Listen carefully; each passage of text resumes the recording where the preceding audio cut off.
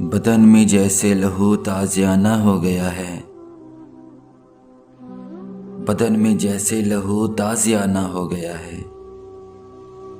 उसे गले से लगाई ज़माना हो गया है।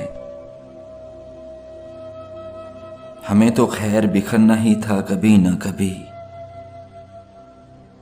हमें तो खैर बिखरना ही था कभी न कभी। हवाए ताज़ा का झोंका बहाना हो गया है। फिजाए शौक में उसकी बिसात ही क्या थी। फिजाए शौक में उसकी बिसात ही क्या थी। परिंद अपने परों का निशाना हो गया है। किसी ने देखे हैं पतझड़ में फूल खिलते हुए।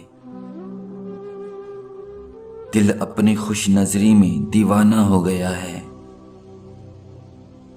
बदन में जैसे लहू ताज़ियाना हो गया है।